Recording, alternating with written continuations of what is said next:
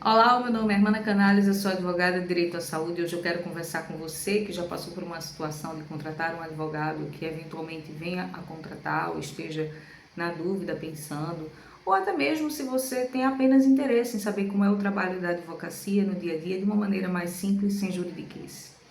Primeiramente, eu quero informar para vocês que não são da área jurídica que o trabalho do advogado não se cinge, não se limita a uma petição inicial, a fazer uma petição inicial e apresentar ao juiz. Isso é o básico do básico do básico, é o início, como o próprio nome já enuncia, de um processo. Um processo também, como o nome já enuncia, é uma série de procedimentos que levam tempo.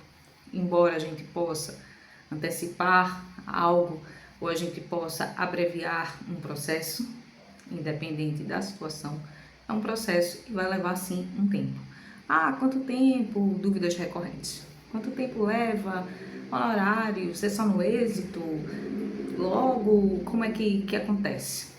Primeiramente, vocês precisam entender que a atividade da advocacia, ela exige também uma técnica muito específica, especialmente, nesse caso, direito à saúde, com relação a entender a narrativa, os fatos que vão ser trazidos pelo cliente ou possível cliente.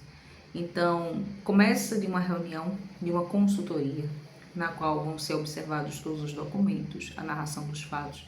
E aí, o advogado, ele é como se fosse o primeiro juiz da causa para apreciar e dizer se é válido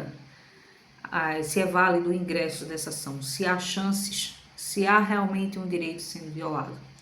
E em sendo esse direito violado, explicitar para o cliente de maneira clara, coesa, informativa, como se dará esse processo e o que é que vocês vão buscar. Qual é o objetivo do cliente, obviamente. Vamos supor aqui que o cliente ele teve um medicamento de alto custo negado e o que ele quer é o quanto antes a busca desse medicamento, seja aí pelo SUS, seja aí pelo plano de saúde. Então, o advogado vai apreciar, vai verificar o plano de saúde qual é o tipo de medicamento, se é registrado, se não é registrado na Anvisa, se está dentro do rol, se não está dentro do rol da ANS, se é off-label, se está fora da bolsa, ou seja, uma série de questões procedimentais, questões técnicas, e ele vai explicitar tudo isso para o cliente, fazer essa análise, explicitar, dizer das chances de se conseguir. É feita uma análise também de jurisprudências, especialmente do tribunal local, ou seja, se nós estamos falando de Pernambuco, existem algumas súmulas daqui mesmo do estado, existe a própria jurisprudência, o entendimento dos desembargadores e juízes do estado. E toda essa análise, tudo isso é feito previamente, antes de ingressar num processo. Todo esse tipo de pesquisa, óbvio que quanto mais experiente for o advogado, mais ele saberá com assertividade e com mais rapidez quais os melhores caminhos para serem tomados. Dessa forma é que se inicia um processo, Com essa análise jurídica, muitas vezes é necessária uma notificação extrajudicial que também precisa ser redigida de maneira técnica para que tenha uma eficácia para prevenir litígios. E aí é interessante também falar aqui um parênteses que eu vou abrir sobre a boa-fé do advogado, porque nós sabemos que o processo demora, muitas vezes são vários procedimentos a serem feitos. E existem advogados que agem de má-fé, no sentido de quanto mais demorar, ou quanto mais coisas a gente puder fazer para que eu ganhe dinheiro, eu vou fazer. E não deve ser esse pensamento. Por isso que é tão importante você saber da reputação do seu advogado, você saber. Muitas vezes os clientes vêm por indicação, eu acho que é uma das melhores fontes, porque você tem uma fonte segura, saber que pode confiar naquele advogado, no sentido também de, por exemplo, casos de família, no qual são abordados, explicitados assuntos íntimos da pessoa e que muitas vezes ela não quer que sejam colocados no processo, ela confia no advogado e de repente o advogado coloca ali no processo coisas que não eram para serem colocadas sem o conhecimento prévio do cliente. Isso transborda numa lide maior, transforma um processo que não era para ser tão beligerante, com tantas brigas, transforma aquilo numa bola de neve e piora a situação do cliente.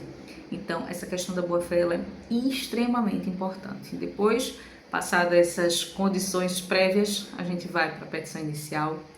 Depois da petição inicial, quando é apresentada, existem alguns caminhos que o juiz vai tomar, no sentido de se houve um pedido de antecipação, que é em casos de urgência.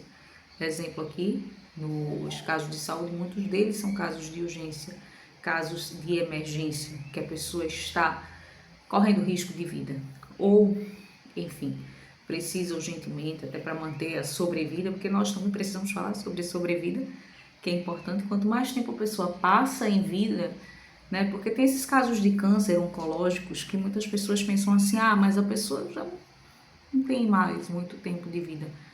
Mas às vezes uma medicação faz a pessoa viver por mais 2, 3, 4, 5, 10 anos.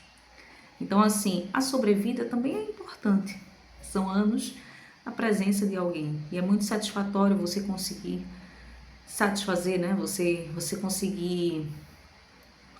conseguir esse medicamento que a parte precisa, é até um pouco, como é que posso dizer, emociona você ver que o seu trabalho está trazendo frutos positivos na vida das pessoas, como é um tema tão delicado quanto o direito à saúde. Então, se houver casos de urgência, o juiz toma logo uma decisão liminar que vem até 72 horas. E aí o papel do advogado é, para além da redação da petição inicial, também fazer ligações, videochamadas, de repente até um despacho presencial para agilizar, explicar a situação delicada do cliente, acompanhar esse processo passo a passo, durante o tempo que for necessário, para que a justiça seja de fato feita. Depois da petição inicial, depois das decisões, há também os recursos que são interpostos pelos planos de saúde que inevitavelmente entram com recursos. É muito raro um plano de saúde não entrar. Irmã, acontece, já tive casos, mas de 100%, vamos supor assim, de 100 casos, sei lá, 10, o plano não recorre. Então o plano recorre, então nós precisamos contrarrazoar todos os recursos que os planos entram, a depender de cada tipo de petição. Se for uma tutela antecipatória, é um agravo no instrumento. Se for uma sentença, é uma apelação. Na apelação gera uma sessão em julgamento, que muitas vezes o advogado vai fazer uma sustentação oral. Além disso, existem ainda instâncias superiores, como a STJ e STF. Os processos, eles podem chegar até lá. E o advogado é a pessoa responsável por acompanhar esse processo do início ao fim, que pode durar aí 1 ano, 2, 3, enfim. Então, a depender da causa, também é importante que se diga para o cliente quanto tempo que vai demorar. Às vezes, para efetivar um direito de urgência, como uma internação, uma cirurgia, salvar a vida, é conseguido rápido, né? Se consegue rápido. No entanto, gera também indenizações por danos morais, gera também um reembolso, gera também um ressarcimento. E tudo isso vem ao longo do tempo, não é dado assim de imediato. Então é preciso ter paciência, sabendo que todos esses valores ao longo do tempo, né, como vocês sabem, o dinheiro ele tem um valor no tempo. Então vamos supor que há uma decisão de reembolso de indenização por danos morais hoje, 15 de outubro de 2025. Mas aí o processo continua, o plano recorre, enfim, transita em julgado. Transitar em julgado é que acabou, não cabe mais nenhum tipo de recurso. Tudo que o plano podia fazer ele já fez, tudo que o advogado podia fazer ele já fez, inclusive a advogada da parte autora. Estou aqui me colocando nessa situação, uma vez que advogo pelos pacientes, né, pelos consumidores de planos de saúde.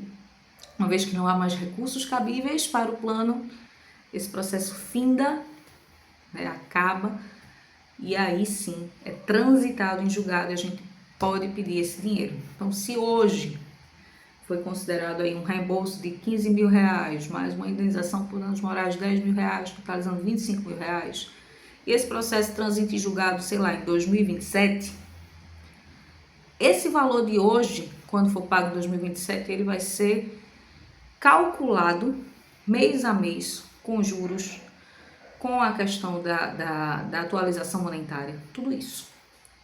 Então, muitas vezes, eu já tive um caso específico em que durou muito tempo, um caso durou muitos anos, e o cliente chegou a ganhar 57 mil reais, enquanto que no original era para ele ganhar 15 a 20 mil reais. Então, praticamente triplicou o valor, né? Então, tem um peso, o plano às vezes recorre sem freios, vai até o fim, mas tem aí um preço por essa decisão também. Então é isso, eu falei de uma forma um pouco rápida, superficial, mas espero que vocês tenham entendido um passo a passo, mais ou menos, de como se dá um processo. Para além disso, só para finalizar o vídeo, eu quero também falar dessa comunicação com o cliente, que é muito importante. É necessário que o advogado ele saiba ter essa comunicação com o cliente de maneira que o cliente entenda o que está se passando no processo, que ele não venha com palavras difíceis, com juridiquês. Eu sempre penso assim, quando eu vou explicar algo para alguém, é como se eu estivesse tentando explicar algo para criança.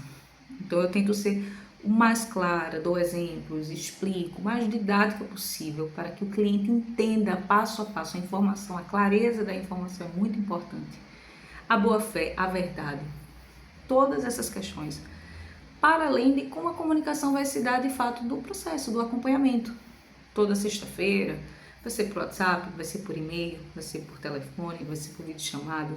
Como vai se dar esse acompanhamento do processo, como todas as informações, todas as notícias, como vai ser, tudo isso daí precisa estar muito amarrado. E tudo isso também é computado, não se esqueçam, nos honorários advocatícios. Segue uma tabela da OAB, os honorários advocatícios seguem uma tabela da OAB, mas que muitas vezes, a depender das situações, elas podem ser, de uma certa forma, parceladas e negociadas. Óbvio que nada muito aquém do que está ali descrito, mas uma maneira de facilitar também o acesso para as pessoas que estão passando por situações financeiras às vezes complicadas. É isso, espero que tenham gostado do vídeo, me acompanhem sempre por aqui, me sigam, se inscrevam no canal e vamos em frente.